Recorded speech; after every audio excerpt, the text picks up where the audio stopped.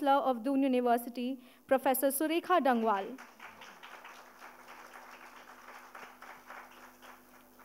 I request the dignitaries to join the stage so that we can dive into a world of myth, mystique, and a little bit of madness. Smriti Ravindra is a Fulbright scholar and holds an MFA in creative writing from North Carolina State University. Her forte lies in women's oral storytelling in the Tarai region of her native Nepal. Her award-winning work, The Woman Who Climbed Trees, provides a voice to Nepal's Madhesi women in the canon of South Asian literature. Mr. Atul K. Thakur is an alumnus of Banaras Hindu University and Pondicherry University. As an author and editor, India Now and In Transition is his second and widely acclaimed book. He has written extensively for The Hindu, Kathmandu Post, The Economic Times, and much more. As a public intellectual and industry insider, he plays an important role in shaping India-Nepal economic cooperation. Professor Surekha Dangwal is the Vice Chancellor of Doon University, Dehradun. Prior to this, she has served as the Head of Department English, Modern European and Other Foreign Languages in HNB Garhwal University, Srinagar. With 34 years of teaching and administrative experience, her lectures in various educational institutions focus on gender, social development issues, and communication skills. Her words are always a source of guidance and motivation for us students to look up to. Without much ado, let us get started with the session. Thank you.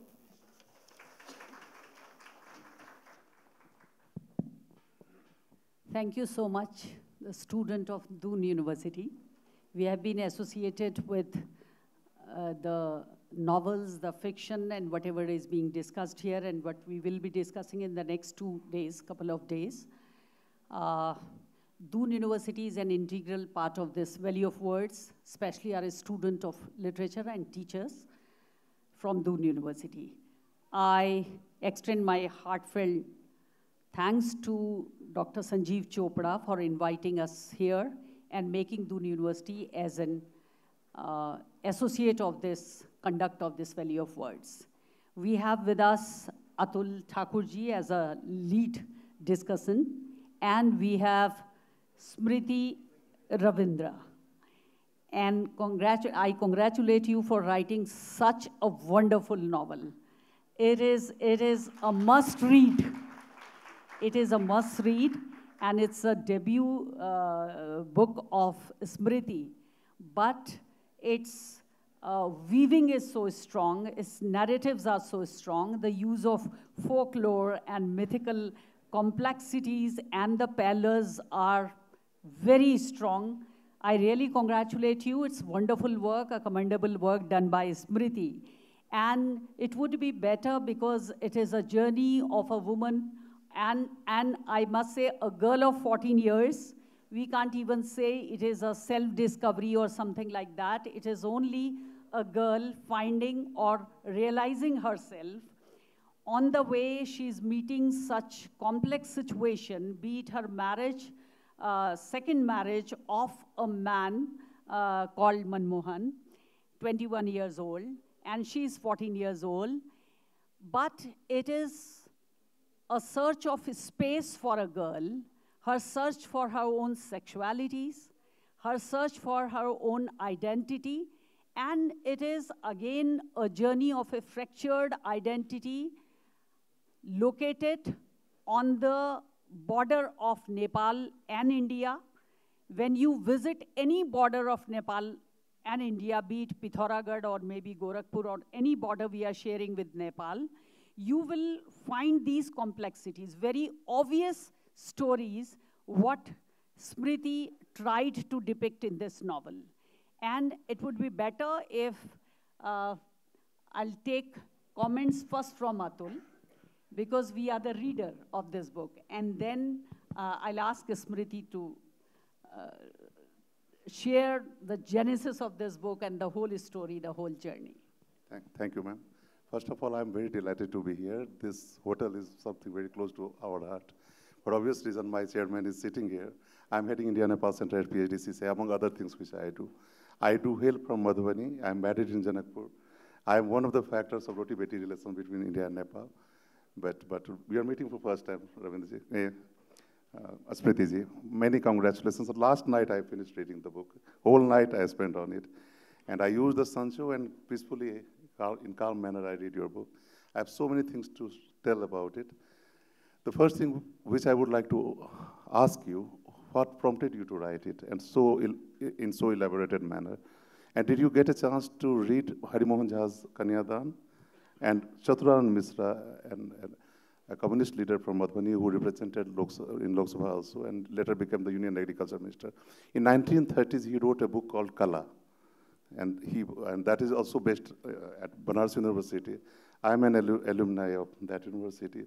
Your central protagonist is from there, though that in the middle name Hindu is missing into your narrative. So first, you please tell me what prompted you to write it, a beautiful novel. I think what prompted me to write it was homesickness. I was not in Nepal and I was not in India when I wrote the book. Well, a major part of the book, I was out of the country and I was just miserably homesick. And I think the book came out because I missed home, I missed my mom, and this seemed like a good way of keeping homeland and motherland and mother alive.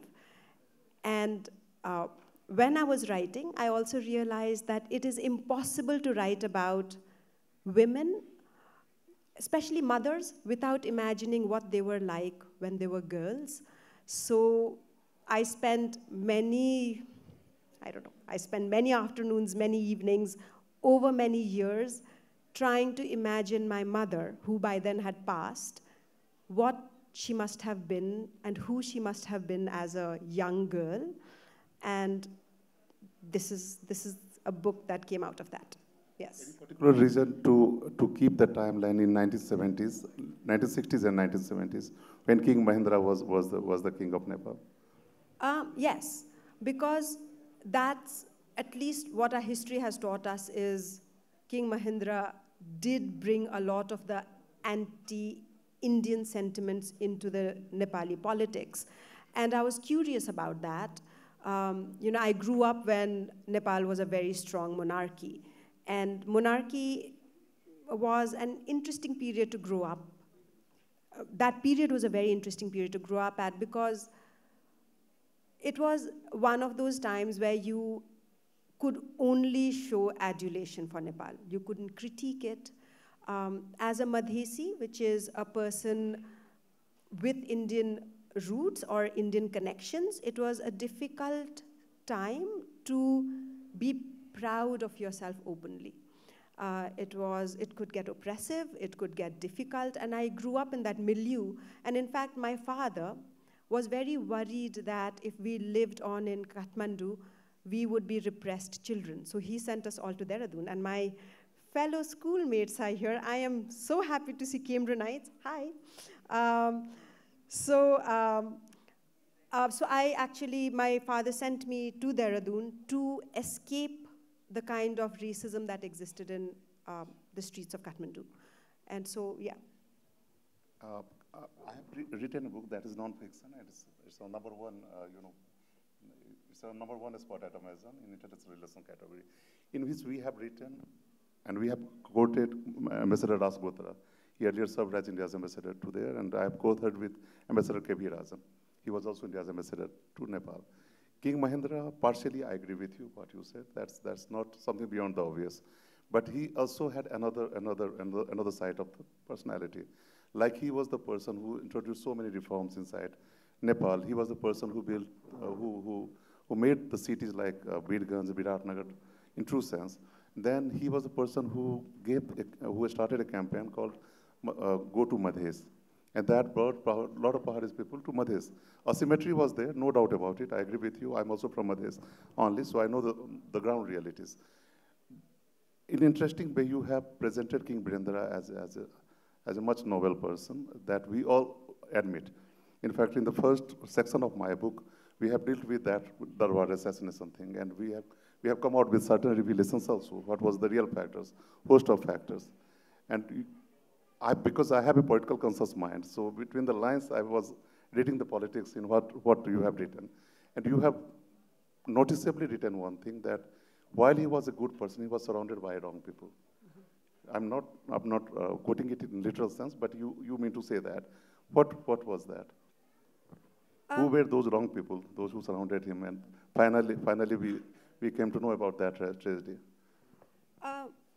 So, very honestly, the politics in my book exists mostly to show how it impacted the lives of Madhesi families and Madhesi people in Kathmandu. And since I grew up in that milieu, I had first-hand access to that. And one of the ways in which I had first-hand access to that is that a neighbor of ours was the ADC to the king then. And it was very interesting to have him as a neighbor because he had power over us. His wife had power over us. His children had power over us. And so the politics we actually experienced simply by being neighbors with somebody who had cultural power over us, not just political power over us, had the power to tell us things like, you are Indian, go back to India, or this is not your land. Like, I literally heard those things. And I was too young to really understand what was happening. Also, like I said, my father sent me away very, very quickly, all of us. We have 4 siblings, he sent all of us away. And he said, go, be bold, do the things you need to do that you cannot do here. And simultaneously, we also had the image of King Birendra as Vishnu ka avatar, gentle human being, a person who always smiled, a queen that was gorgeous and hot looking. And all of that was happening, but our neighbor was the ADC who was bullying the crap out of us. So this dichotomy that we were looking at is what I'm trying to explore in the book, that these dichotomies impact real lives of real people.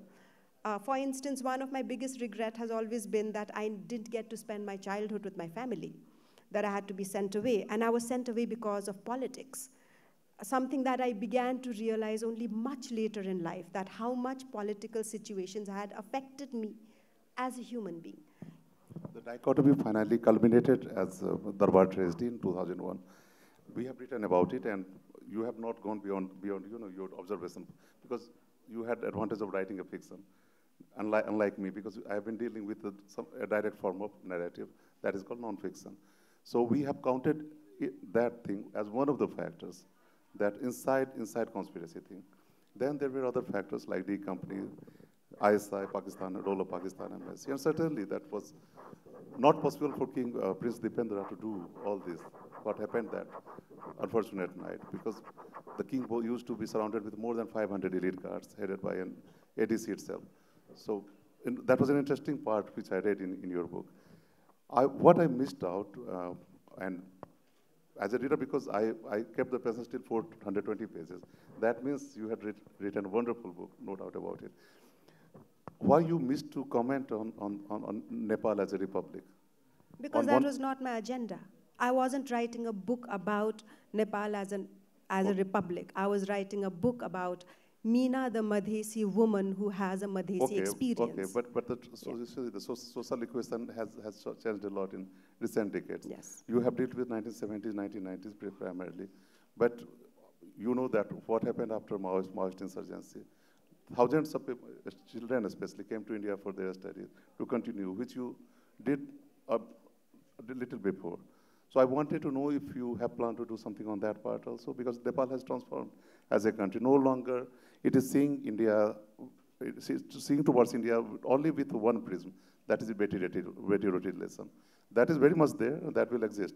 But apart from that, there is an aspirational society. Yes, absolutely, and that's a different book. That's a different book. The thing about storytelling is it's never over. Yes. There are always 100 stories to tell. I told one story, and some things feature in it. Some things will feature hopefully in another. Yes. We all look forward.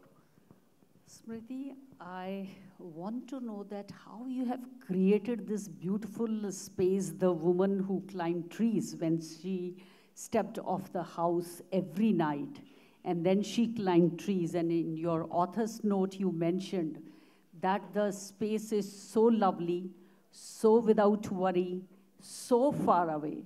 So how could you imagine this beautiful space out of that claustrophobic narrative where she's confined within the four walls of her house, plus the mother-in-law is not very cooperative to Meena, and she has some adjustment problem as well. As I already said, that she was searching for her sexualities as well, which is not very clear in the novel, but yes, we can understand the complex psyche of a little girl of 14 years and having two stepchildren and looking after them, and she loves them so much, but finally they also turned like, yes, she's a witch and all. So this space I really like, the title, The Woman Who Climbed Trees, and when she's suffocated with the space, with not only the geographical space, but the mental space as well in her home, then she stepped off the house every night and she climbed the trees. And Smriti herself said that this space is lovely, beautiful, without worry, and far away. So that's the beauty of this novel. I want to know that how you created this alternate, beautiful space for Meena, where we also as a reader find some kind of solace and satisfaction. Oh, she's there. And that space gives her some kind of satisfaction and happiness. So I feel the wonderful thing about being a woman is that women have immense capacity for beauty. You can oppress the crap out of her, but she will wear her earrings, and she will wear her jhumka, and she will wear her colorful clothes. She will create beauty where everybody else will try and make it gray for her. Also, I truly feel that no nation, at least not our South Asian nations, will be completely devoid of song, dances, culture, color if women were not to carry it. Meena is, yes, in an oppressive place, but she also belongs to a community that sings at every drop of a hat. The Madhesi women will put a dholak under their thigh and lusty, gusto songs will come out. Har Shadi mein, they are cringe-worthy songs with lyrics that will make you blush. They're horrible. And it's the most delightful space to be in. And I think the women are doing this because you have those thoughts in your head, but you don't have the space to actually speak about them, so you sing about them. You don't have the space to tell your man, hey, you are being bad to me, and this is not acceptable to me. So she will sing about it, she will turn it into a story, she will paint murals about it. She will get her voice heard in absolutely beautiful ways. And so when I was writing this book, I was writing about the Madhesi community, which I think is horrible to its women, by the way. But the women themselves will wear parrot green saris and vermilion red blouses to go with it. They will be garish, they will sing, they will make murals. Their puja room will be chaotic and gorgeous, and they will make space for their voices in whatever little form that they can. And I think that's what I was trying to do in the book too, that they are oppressed women who sing insane songs. Like, may I borrow your book for a second, please? I'll sing, I don't know how to sing it, I'll recite. I will recite one of the songs that I came up with it. All right, oh, I opened it and it opened to that page. So, 1 second. Where is it? I just opened it. Well, I'll find it. Yeah, there, okay. So just on page 13, I wrote this song, and this song is just mimicking one of the many songs I've heard my mother sing during weddings, and I've heard my Masis sing during weddings, and stuff like that. And it says, "Oh, my daughter will suffer so. What a ravenous appetite. Stop, stop, you monstrous elephant, you hippopotamus mouth, you plump piglet, you swelling swine. Oh, he will crush my delicate girl. Oh, how will she sleep? Oh," she will say, "oh, oh." And this is about sex. And this is about being married. And this is about being married to a man who can crush you. And all you can do is cry out. And I think when you translate those emotions into a song, it is a powerful space of both resistance, creativity, and voice. And so I think, and that's why. And that's why there are these lots of songs and lots of folk stories, because I really think a folk space is a woman's space. It's where a woman talks about the things she's not allowed to talk about.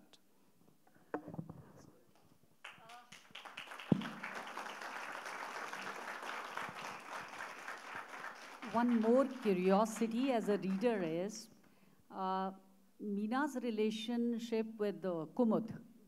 So is it you want to reveal some lesbianism in it, or it is, as you said, the suppressed feeling as her husband is far away from her, an absence of male folk, she's in search of her sexuality?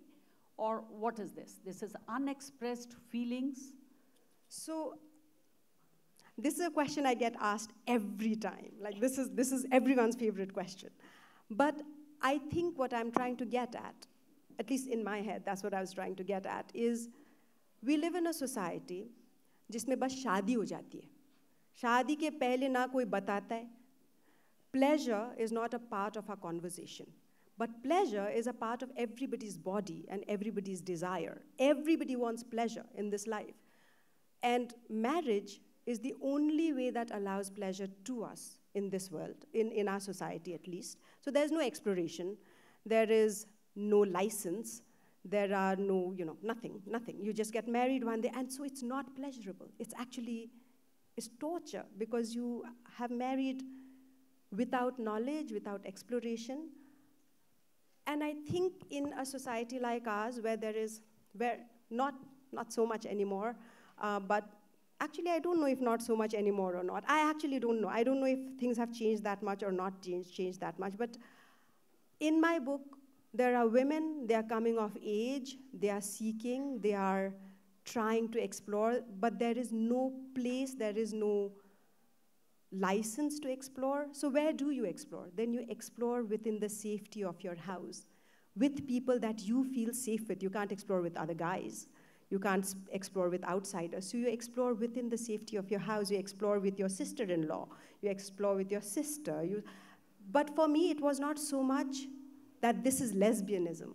For me, it was more, this is how you get a taste of something you've always wanted, but you are not allowed.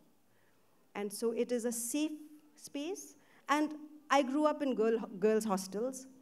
From grade 4 to grade 12, I was in Kimran Hall Girls' Hostel. After that, I went to Ajmer, and I was in Sophia Girls' Hostel. And after that, I went out, and I lived with a bunch of girls when I was doing my master's. So I've always lived with gangs of girls. And it's been a very, very interesting experience, because I've lived with girls who know that the only time they can experience certain things is post-marriage, and there's a possibility that post-marriage they will not like it, nor will they like the person that they can explore it with. So the number of things that happen in hostels, if I were to write about it, it would be a bestseller, and how, okay? Because it is spicy, because everybody is exploring, everybody is trying it out, because it is safe, and a girl will not tell on you, because it's a secret. It's a secret that exists. There are lots of girls sitting here. I don't want you all to nod your heads, but I do want you to think about it. Yeah, so that's why. So I don't think that I'm trying to talk about lesbianism so much as I'm trying to talk about exploration. Does that make sense? Yes. Yeah? Makes sense. And Smriti, you have represented or depicted 3 generations, from Kaveri, Meena to Preeti. So do you see any change, some decadal change or some periods change among them, or the life goes on like this only for Kaveri, for Meena, for Preeti, or there is some hope? I think between Kaveri and Meena, well, Kaveri is insane. Like, she's insane in the way I hope I become insane when I'm older. She's wonderfully insane. But Meena is depressingly insane. I don't want to be Meena ever. And her daughter leaves right? That daughter is me. So she leaves. She is allowed to leave, or she is forced to leave. So I do feel that for Meena, for Preeti, there will be a different world, simply because she's left. And I think, our Hindi movies make, movies like Queen or English Vinglish. These are all about you have to leave to understand yourself and to really have a perspective on what your culture is doing to you. Most women, we don't get the chance to leave, so we never get a perspective on it. But it's important to leave, especially for girls. Girls leave and live it out and then come back. Or don't come back. I don't know, whatever works for you. But you want to reconnect? I think it depends on the level of your trauma. If your level of trauma is containable, you want to reconnect. I know enough women in my life who say, मैं नहीं जाने वाली वापस, मुझे नहीं जाना. And I've met enough of them to not fall into this wonderful, beautiful cliche that you want to reconnect, because I know some women who just want to break, don't want to reconnect. And I'm sure you know. Right. Different stories where India shares border with Nepal. I went to Gunji, Nabi, and in recent year, last year I think, in Pithoragarh district. And that district shares border with Nepal. So there is a story when we were talking to the villagers. They were telling we always prefer a daughter-in-law from Nepal in place of India, and I asked them what is the reason behind it. They are telling most of the daughter-in-law, they are from Nepal because they are very humble, they are very hardworking, they are very dedicated. And the girls from this side, they don't know how to respect the parents-in-law and all that. So it's really your space, your location, jo apne apni kahani ke liye chuna hai. It's wonderful. It's always which we never imagined. The different kind of stories are there about Nepal, the different kind of stories about the daughters from Nepal. And the same Smriti wants to depict, one is people from the plain area who have some connection with India, and the people to whom they call Pahadis. So they have different sentiments, they have they are defining development in a very different manner, and they feel that it is the same story in Uttarakhand in that sense. कि जो लोग high heels में रहते हैं, deep mountains में रहते हैं, उन्हें हमेशा लगता है कि डेवलपमेंट उन तक उस तरीके से नहीं पहुंचा जिस तरीके से पहुंचना है. So it's beautiful, and you all young children, I should suggest that you should read this book, The Woman Who Climbed Trees. I really like it. It's quite enchanting, you know. और ये आपका पहला novel है, लेकिन आप बहुत अच्छा लिखेंगी आगे, ऐसा मुझे लगता है इसको पढ़ने के बाद. आपकी आशीर्वाद है. बहुत ही सुंदर.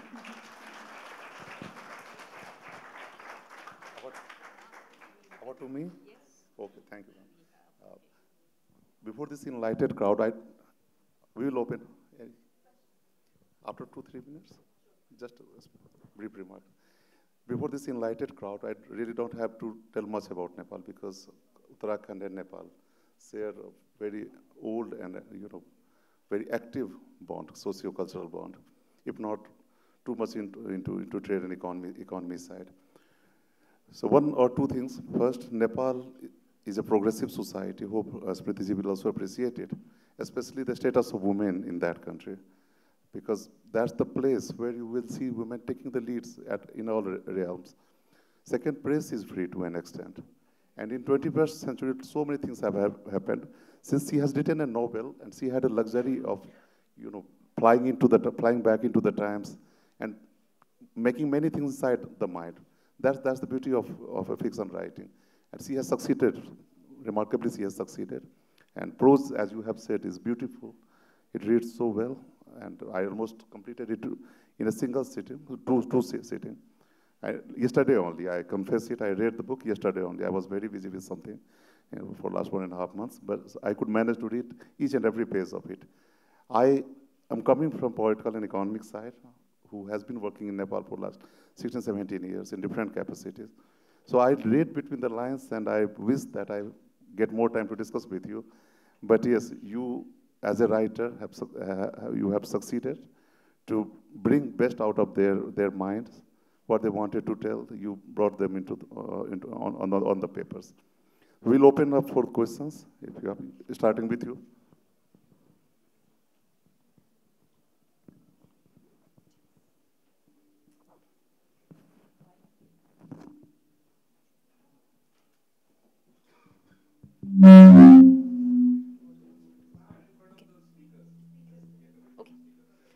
Good morning, ma'am, sir, ma'am, and everyone.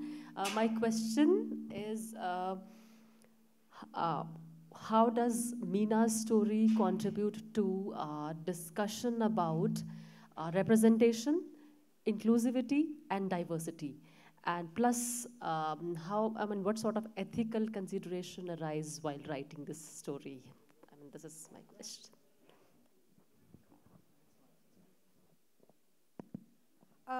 I think Mr. Thakur actually brought out the ethical considerations very, very well in the questions he asked me, is how true have you stayed to the political reality of Nepal? And I would say that I took liberties.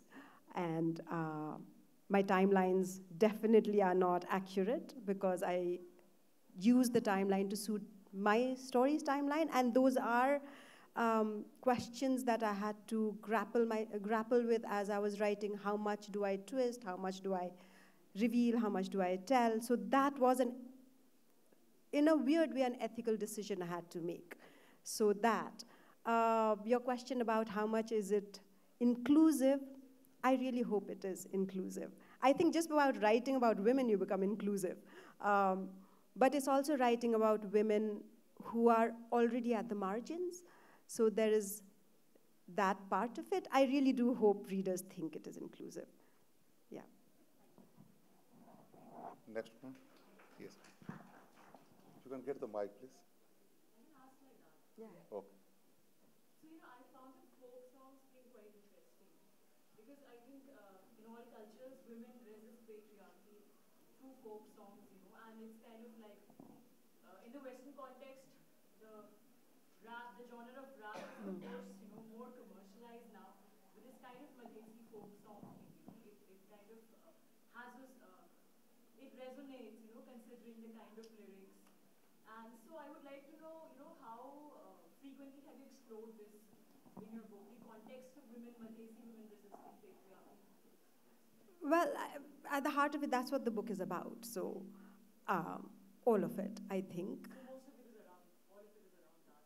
Yes, but particularly folk songs, so there are lots of tales in it, whether they come through songs or they come through stories, and all of them are, our oral tradition are one of our best insight to female history, I think, because males have often written history, whereas women have sung history. So if you want to understand what women are going through, it works to really listen to their stories and to the oral tales that float. So I really, really tried to get into that. I don't know how much I succeeded, but that was really a project with me. That was something I really wanted to do. And it begins with a folk story, it ends with a folk story, and there are multiple of them in the middle. Yes. Smriti, Yes. Smriti, yeah. The old traditional Punjabi wedding, and you hear the women sing on the dhool. Yeah, I was really identifying with it because we are from a generation who's seen the pre-DJ and the pre-glamour wedding, where this lady singing used to happen. They were called lady singing, and they were all about mocking the Patriarchy. sasur and Yes, the saas and the nanan, and such really horrible. Yeah. I was actually resonating and remembering, so many of them were reflecting and coming back to me. So I really understand what you're saying, that our grandmothers and they used to sing. Probably my mother, she was from a hostel, so she couldn't sing, but we heard these from her generation. Yeah, I think in those days, those songs really are a treasure trove. Very strongly worded songs. I mean, for us even to say it in a decent I know. would be embarrassing. Right now, while I was reading it out, I was like, अगले बार से नहीं बुलाएंगे मुझे. मैं थोड़ा डर रही थी. Yes, ma'am, very swiftly, Even the use of dhol, I have never seen in Mithila, first of all. So Smriti ji might have seen it. I have never seen use of dhol in Mithilanchal. But slang part is absolutely right. And in our part, because Ram was married in Janakpur, so our ladies have liberty to even give the slang to Lord Rama. So one revelation. Second thing, in Mithilanchal, Ayodhya marriage outside Ganga River is never permissible, at least in theory, because we had bad experience when we gave our daughter Sita to Rama. This is the conception in Mithila. So two things. Actually, Smriti has used it very strongly. The unexpressed emotions of a woman expressed through these folk songs. Yeah, it's very strong narrative in this book. Yes. Any more questions? We have 3-4 minutes left. I would like to ask something. Hello. I wanted to know, like, your perspective on it. We see many of these narratives which are women-centric, and we see this very strong element of fascination with death. All the not all, but many of, as far as I've read, the female protagonists have this fascination and sense of enchantment with the idea of death. And when we see these male protagonists, they fear death. But when we see women, they kind of embrace death. And throughout this narrative as well, we see that first Meena is there, and then the daughter Preeti is there, and other female protagonists, minor protagonists are also there. So I would like to know, what is your take on that? Like, what is this idea of female and this embracing and enchantment towards death? So I don't know how scientifically accurate it is, but apparently, if you were to ask a man whether they would take the superpower of flight or invisibility, apparently a man mostly chooses flight. But if you ask a woman, they mostly choose invisibility. And that's because in invisibility, in that anonymity, sometimes you can have experiences you can't have invisibility. And I think that's really interesting. I don't know if that's true or not. I have not experimented on, I haven't gone around asking people. But I think if that is true, it kind of also explains this desire to not be a part of a structure that is constraining, to slip out of it, and to have an alternate experience. And if a woman feels that that is not a possibility, I think death then does seem like a possibility. And that's why our country has the highest number of depressed women in the world. And that is a scientific truth that is recorded. And depression comes with the thought of suicide, which means most women in our country are thinking suicide. That is a scary thing to think about. So, yeah. We need to have funner lives and freer lives for our women, essentially. Yes. Can I just add yes. this?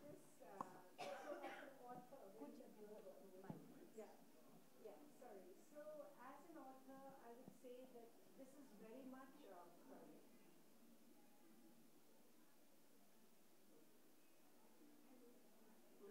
Hello.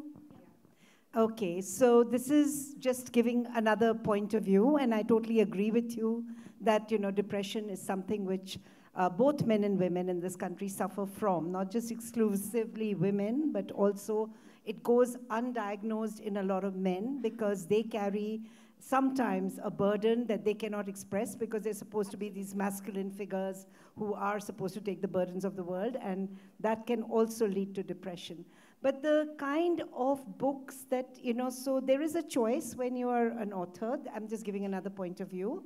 So the novels that I wrote, which also has a strong female protagonist in the middle, so she chooses to be a survivor.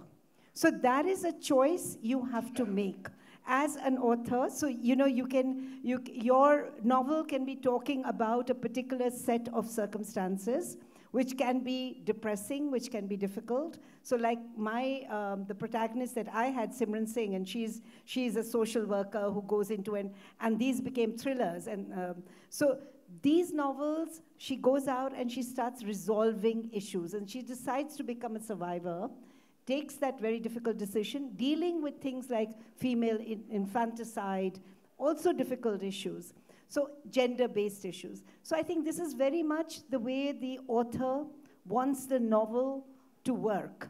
So in your case, she's dancing with death maybe. in my case, she decides that she wants to fight back and she wants to reform society or whatever it is, whilst living within it. So Yes, very absolutely. much, it's very much the book, the narrator, the guy or the girl who's narrating it. It's part of her experience. Absolutely, and like I said earlier, there are always 100 stories to tell, and you pick one and you tell that story. And you really hope that there is enough in you to tell another story another time. So, yeah. But from what I know, time's up, and I don't want to take up the session. Yeah? Thank you so much, Smriti. It's wonderful novel. And आपने अपनी opening में ही धमाका कर दिया है. ये ऐसी book है और इसको पढ़ा जाना चाहिए. It's really wonderful and thank you so much. Thank you so much. Thank you. Truly, as ma'am said, it was an empowering session, and I'm sure the discussions which took place here, they will stay with us long after we have left the hall.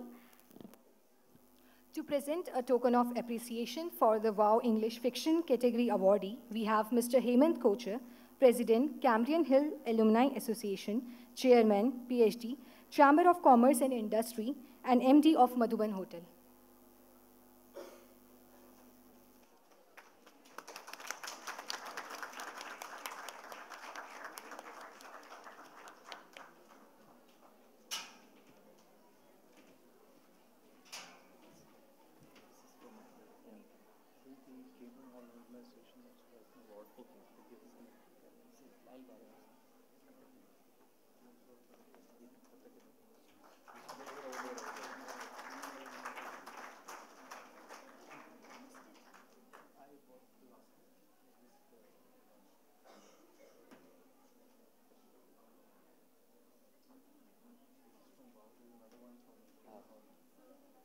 So let's just complete this and then afterwards we will get to Sisila.